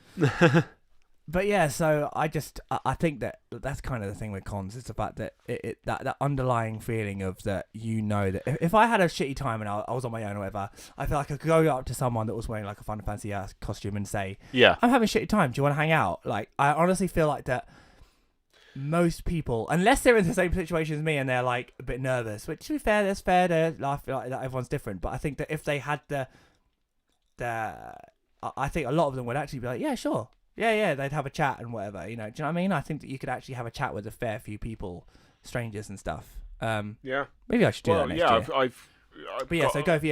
year. We got a few comments come back, mainly from EGX lot, who one of them is Eon Sally. It's an Irish name. Where am I looking? Yeah, I'm gonna say Owen. I met him. He is friends with a guy called Bren, who is hilarious. Like, absolutely hilarious. He does stand-up comedy now as well. Oh, nice. But his Irish humour is incredibly dark. And I think last EGX, a lot of us ended up going to a pub, including Johnny and Aoife, and he tested all of his like dark Irish comedy out on Aoife, who and she was absolutely bawling. Fucking awesome. So this is one of his mates, who also designed him up a tattoo as well, because he's an artist, that he had Ellen sign. So sick. He's going to be getting a tattoo with basically Ellen's signature on it. Fuck. Really, really cool. Wow. And he turned around and said, well, a friend's part has been mentioned a lot. We'll get around to that in a bit. Yeah. So I'll go with my second reason for attending cons, which is to enjoy my hobbies and pursuits in an environment that actively encourages it. All too often, you can be marginalised in your interests in day-to-day life. Oh, God, yeah. That hits the nail on the head, doesn't it? Exactly. Really? It's every single, but not one person there is going to judge you for the thing you're enjoying. No, exactly. And if they do, they should fuck off. Like, seriously. Yeah. We've got other people here. Ranji, who says, I like being able to see my friends in person because I live in another country and I don't really have anyone here I share my interest with. It's a community. Yeah. And I think that brings up another point, is that I know so many people in the EGX community, the Eurogamer community, the Outside Xbox and Extra community that travel for this. Like, my friend Isabel travels from Australia to come here. Fuck. Yeah. We got people that travel from, like, Finland. We got people that travel from America just to come and be part of this community, which I think shows just how wonderful this community is. Yeah. That people are willing to travel all this way to come and be a part of it. Wow. That's insane. We had another comment from Nummy Numbers, who goes on the following point, who says, exactly this, being among my people, and also being around so many folks who share my interest. An hour and a half spent in Sunday meet and greet queue was great, because I get to chat to some lovely dudes.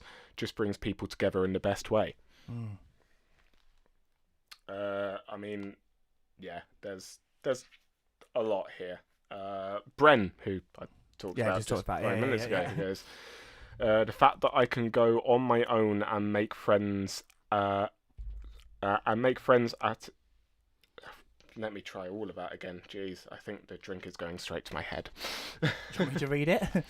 Yeah, go on. All right, okay. Go on, you read one. Bren O'Leary comedy. The fact that I can go on my own and then make friends at it with common interests who are there to see the shows I am, and suddenly have people to hang out with at them. First EGX a day long, met Zelen. Hey Zelen, if you're listening. Yeah, Zelen, yeah. It comes from like Philippines, is that right? Yes. Hell. Rezzed, met the rest of you. Last EGX hung out all weekend. Awesome. Like, it's great. Like, you know, he let one person at the EGX 1 year, and then the next year. And then that leads on and on. Sorry, is that it? Is there more? I think, apart from Zelen, who said expert from EGX 2018, and it was the aggressively headbanging, from Bohemian Rhapsody, from the leads to my next point. I'm just going to hand you this to flick through. This was possibly, I've talked about this before, one of my best nights. Yes, ever. I think I was going to say this is definitely going to be your favourite. This was the after party of EGX last year in Birmingham, and such a massive collective of us came together along with all of Eurogamer, and we just had a massive bender basically, and it was fantastic. It was so good. I kept just being handed free drinks from people who had gold wristbands so they can get free drinks from a whole lot. And it was without a doubt one of the biggest group of people that night, and it was wonderful. It was definitely one of the best nights I've ever had personally. Did you get to party with them this year, or? Slightly smaller. I think this EGX was quite nice because the board game scene was so much bigger this year because of Dice Breaker being there. So they had a bar. Well, the show itself closed at 6:00, so all the games stopped at 6. But the board game section carried on until 10 in the evening, and there was a bar right next to it.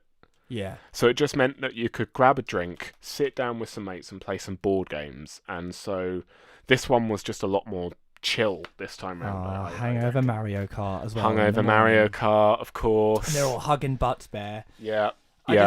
See, it's wonderful. See, I have to say, so obviously, this, I think I might have mentioned it last podcast, I'm not sure, but I really, really, really must go to EGX next year. Join us. First of all, because I really want to meet all these people that you just obsess about. Yeah. And also, I did, like, you know, if they're friends of you, then they've got to be cool. Thanks. Thanks. And I can never have enough friends. Because I'm so lonely. I'm so lonely. Be friends with me, please. Follow me on Twitter. And yeah, also, I've really gotten into Eurogamer in the last couple of months.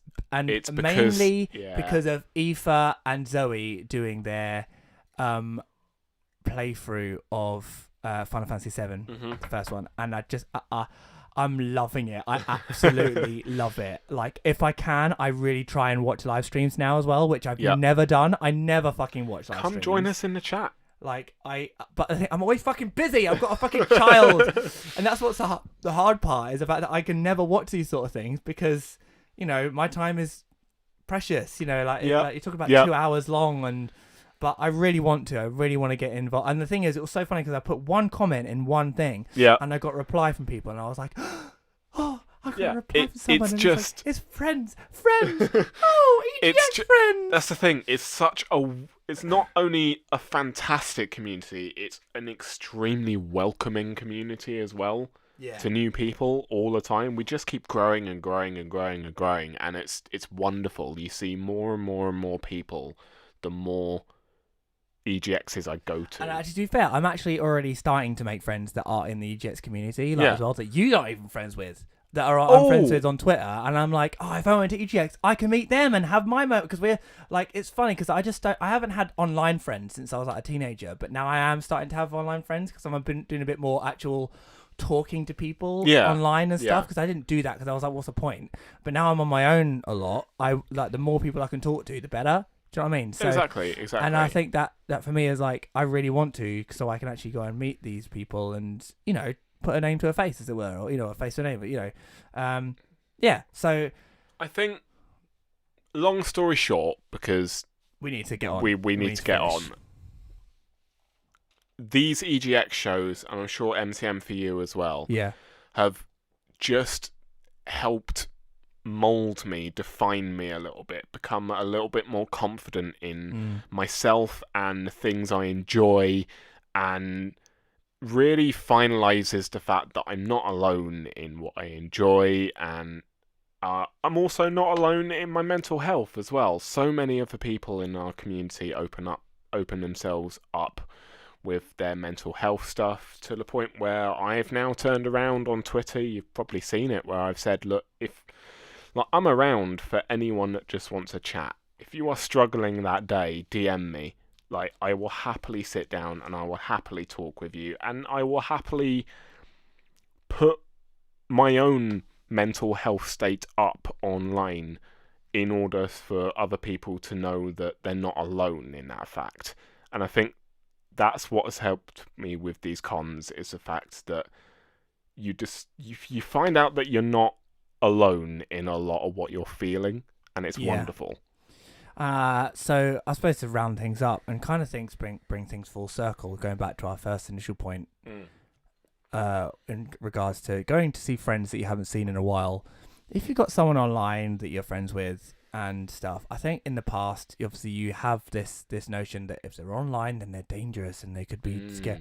Yes. But actually, these cons are the perfect place to go and meet someone like that. Yeah. That you have online friends, and I'm going to put this out as well. Online friends are real friends. Okay. Yeah. People Without say that they're not no. If you're online friends online with someone, then you're friends with them. That's it. It doesn't matter whether you see them all the time, if you see them once a year, or if you never ever see them ever. And I think that it's just the thing. It's just if you're listening to this and you're like you've always wanted to go to a convention, whatever. If it's a comic convention, if it's a freaking bike convention, anime convention, whatever appeals it is, to you. Seriously, there are so many conventions out there. I guarantee you that if you listen to this and you're like, I like this, I guarantee you there's a convention for it. And if not, then fucking start one. Yeah. Summer in the City, which is a YouTube convention in the UK, it started off with literally just meeting up in a park, and now it's like it's huge. It's huge. Yeah. XL Centre, 2 of them in fact. So, do it. Fucking do it. Get out there and live your life. Hey. Wonderful way to finish there, Adam. Nice. Well done, me. Right, we should definitely wrap this up because we're getting up to near 2 hours. So I'm sorry about that. That's a long one. Soz. It's been fun. Who says soz anymore? I'm sorry. I do. I say it all the time. Oh, okay. I don't feel as bad anymore now. Anyway, so thank you guys. So like I said, my band For the Hornets. Like us on Facebook. We have got a new EP coming out called we never plugged. This is awesome. Called Under the Covers, and we're going to do a live stream on the 17th of December. And please do like us on Facebook because it'll be live streamed on Facebook. And come listen to some music and have some fun. Say hi. I'm here from Let's Talk BS. I listen to your podcast. Do that, man. Fucking do it. I love that. If you're from a community like Eurogamer or outside Xbox, then be like, hey, I'm from outside Xbox and Extra Community and Eurogamer. And come and say hi. Come join in. Yeah, it'd be great. It'll be fun. Saul's always at our gigs, so he's a super fan. Yeah. Well, I'm crew technically. Yeah, you are crew now. Yeah, you are crew. Saul, yes. What's your Twitter? Give us a Twitter stuff. You can follow us on Let's Talk BS1 if you want to communicate with us there. Then that's probably the best place to do so. If you want to communicate with me personally, then you can get hold of me at Saul Reed. And I'm at AdsQueenie Bond. We should probably mention before we go off that usually we'd be exchanging some more entertainment. We would, but we are not. We're not this time round. We're taking a very small hiatus. It's not going to be very long. No, it's just because next week, basically we're recording this back to back. We're recording this a week, basically this time next week. Exactly. We really don't have any time. Yeah, I don't. I've got rehearsals coming out the wazoo. Yeah. And a baby. We will make up for that. We will. Mm-hmm. We have some very special plans. Special stuff for the December podcast, which is going to be really fun. And hopefully, if it's anything like last year's, it's going to be good, really good. Yeah, potentially hungover. Probably, but good. Probably, but hey, what's new? What's new. But yeah, please, if you've enjoyed today's, then please leave a comment and subscribe on YouTube, follow us on Apple Podcasts, leave a review. That'd be great. And send us a message, send us a tweet. Like us on Facebook, send us a comment on Facebook. Whatever, just communicate. We love hearing your guys' comments. It's really fun. Definitely, it really adds something to it. I think to the community. Nice. Yeah, I know, right? It's just bringing everything full circle. Thank you so much for listening, guys. And join us next time. We'll be talking more BS. Goodbye. Bye-bye. We love you all.